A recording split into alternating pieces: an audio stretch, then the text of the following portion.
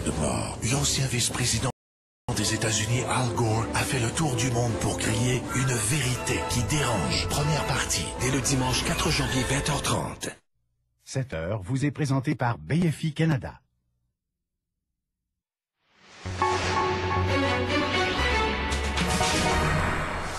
Avertissement de pluie verglaçante sur plusieurs régions du Québec, des conditions routières difficiles. À Québec, un homme s'introduit dans un logement, séquestre une femme et fait feu. Père Noël meurtrier en Californie, la police rend public d'enregistrement fait au 911. Oh my daughter's been shot. She was shot in the face on the side. Bonjour, bienvenue à LCN en ce samedi. Rebonjour Julie. Oui, bon matin Réjean, bon matin tout le monde. Oui, puis une journée assez compliquée déjà qui s'annonce pour les conditions routières. Oui. On va en parler dans un instant. C'est déjà compliqué pour les piétons et ce l'est aussi pour les automobilistes sur les routes. Alors, on va en faire le point immédiatement avec Mélanie à la météo. Là, il faut vraiment que les gens écoutent selon les régions qu'ils habitent.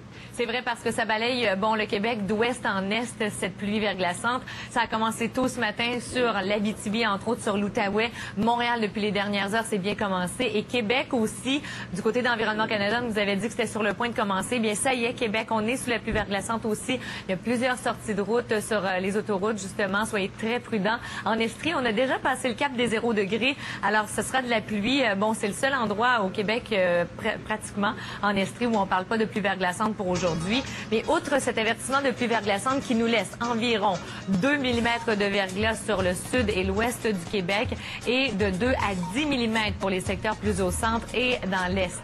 Outre ces épisodes-là, il y a de la pluie à venir en quantité pour, entre autres, les Laurentides et la Mauricie. On parle de peut-être 10 mm de pluie aujourd'hui, 10 à 15 la nuit prochaine, 5 à 10 demain. Alors, d'ici demain, fin de journée, 30 à 40 mm de pluie pour les Laurentides et la Mauricie. Il viendra aussi pas mal de pluie pour Québec une fois que le verglas va se transformer en pluie à la fin de la journée. 10 à 15 mm pour la nuit prochaine et 5 à 10 pour demain. Dans l'est du Québec, vous voyez que ça commence sous forme de neige aujourd'hui, c'est plus frais. Les températures sont à la hausse. La Côte-Nord sera plus touchée côté précipitation sous forme de neige. 5 à 10 cm aujourd'hui. Température à la hausse et demain sur la Côte-Nord jusqu'à 25 mm de pluie. Sinon, Gaspésie et Bas-Saint-Laurent, 2 à 4 cm de neige et par la suite, ça se transforme. Il y a des risques de pluie verglaçante.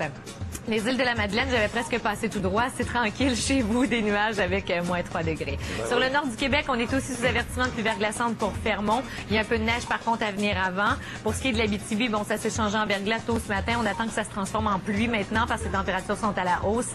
Saguenay-Lac-Saint-Jean, un petit peu de neige.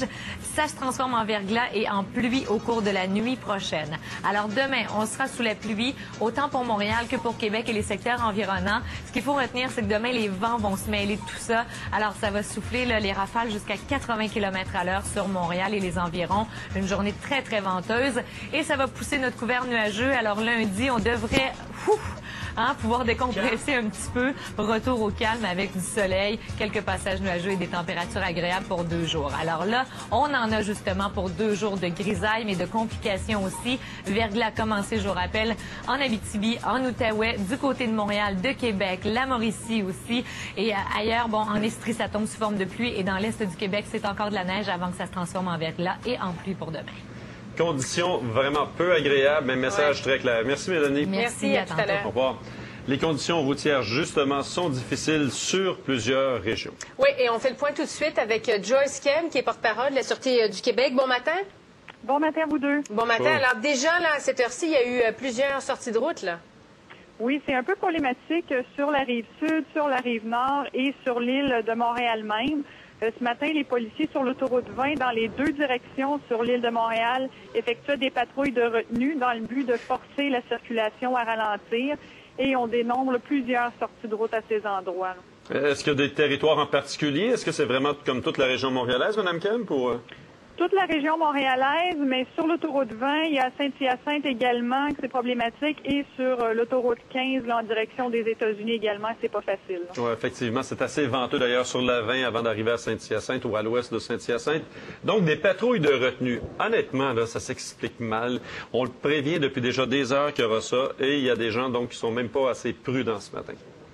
Mais c'est sûr qu'on en profite toujours pour appeler les mêmes conseils de sécurité. La meilleure chose à faire, si les gens doivent absolument emprunter le réseau routier, c'est sûr que c'est préférable de ne pas le faire si vous n'êtes pas obligé. Mais c'est vraiment de ralentir, de diminuer de beaucoup sa vitesse, d'augmenter les distances entre lesquelles on suit les véhicules pour prévoir une plus longue distance de freinage au cas où on doit freiner. Et c'est sûr qu'on rappelle aux automobilistes de redoubler de prudence, vraiment d'adapter leur conduite aux conditions climatiques. Et Mme Kim, juste en terminant, vous parlez de sortie de route. Est-ce qu'il y a des blessés? Heureusement, par contre, il n'y a pas de blessés graves. C'est surtout des dommages matériels. On ne voudrait pas qu'il y en ait non plus. Donc, c'est pour ça qu'on rappelle aux gens vraiment d'être prudents. Là. Absolument. Ben, merci, puis on vous reparlera en cours de journée. Merci. À tout à l'heure. Merci. Au revoir, Joyce Kemp, elle est de la Sûreté du Québec. Il y a une femme, elle, qui a sans doute eu ce qu'on appelle la peur de sa vie. Ça s'est passé la nuit dernière dans la région de Québec. Oui, Josée Cloutier, elle a été séquestrée par un individu. On peut vraiment parler de longues minutes d'angoisse pour cette dame de Québec, effectivement. Et ce qui est à l'origine, ce qui est troublant, c'est ce qui est à l'origine de cette histoire, c'est possiblement une histoire de dette. Un homme, un suspect qui venait chercher de l'argent, possiblement qu'on lui devait. Alors, il était 23 heures lorsque le suspect est allé cogner au 2150 de la 24e rue à Québec. Alors, c'est la femme qui est venue lui ouvrir la porte, mais le suspect voulait plutôt voir son conjoint. C'est alors qu'il a sorti une arme de poing qu'il avait dissimulée dans un sac. Il a fait feu en direction de la dame qui est venue lui ouvrir la porte, mais heureusement, celle-ci n'a pas été atteinte. Mais elle n'était pas cette pauvre femme là au bout de ses peines, puisque l'homme l'a ligotée, l'a séquestrée durant un peu plus d'1 heure avant de prendre la fuite. La dame, elle aussi, a réussi à se réfugier chez des voisins et c'est grâce à la description du suspect qu'elle a donnée aux policiers que ceux-ci ont pu mettre la main sur l'individu qui était au volant de sa voiture quelques minutes plus tard. Et en le fouillant, les policiers ont trouvé sur lui l'arme de poing, un chargeur, de même que des gants. Alors, c'est un homme qui a été immédiatement arrêté, qui a été interrogé au cours des dernières heures par les enquêteurs et on saura dans quelques heures si des accusations criminelles seront portées contre lui. La femme, elle, a été conduite à l'hôpital Enfant Jésus de Québec là, pour y traiter un violent choc nerveux. Oui, on comprend ça assez facilement. Josée, il y a un immeuble pas très loin d'ici qui est la Proie des Flammes à Montréal. La météo qui ne facilite pas le travail des pompiers non plus. Là. Qui n'aide en rien. Vous dites près de TVA, tout juste ici à côté, à 2 pas de TVA. Hein. Un feu qui a éclaté un peu avant 9 heures ce matin, donc dans un immeuble situé tout près à l'intersection des rues Alexandre de Sèvres et Maisonneuve. Ce que l'on sait pour y avoir été, c'est que le feu aurait pris naissance là dans un des tout petits logements situés juste au-dessus d'un lave-auto, un petit commerce. Alors les pompiers vraiment là quand même qui ont dû travailler assez fort, qui ont déployé 2 échelles, beaucoup de travail également sur la toiture de cet immeuble. Et vous le disiez, la pluie qui tombe à Montréal en ce moment n'aide en rien.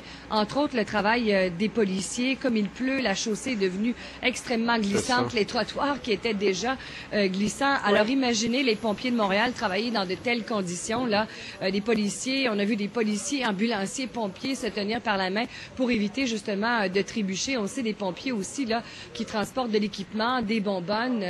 Alors vous imaginez là que ceux-ci ont dû travailler doublement ce matin pour combattre cet incendie. Vraiment pas évident. Non, c'est ça un peu à votre image d'ailleurs. Travailler doublement ce matin. Merci beaucoup. Merci Réjean. Au revoir Josée. Maintenant, en Californie, l'enquête se poursuit sur cette fusillade meurtrière perpétrée alors qu'un tireur fou déguisé en Père Noël, alors qu'un 9e cadavre a été découvert sur les lieux. Et on connaît l'identité du tueur, Bruce Jeffrey Pardo, vous le voyez, donc, qui était armé de 4 fusils, a tué 9 personnes dans la demeure des parents de son ex-épouse pendant une fête de Noël. Puis, par la suite, il a incendié la demeure. Il s'est suicidé par la suite dans la maison de son frère. Il est maintenant clair et hors de tout doute que son geste était vraiment prémédité. Les policiers ont découvert sur lui 17 000 $ et un billet d'avion à destination du Canada.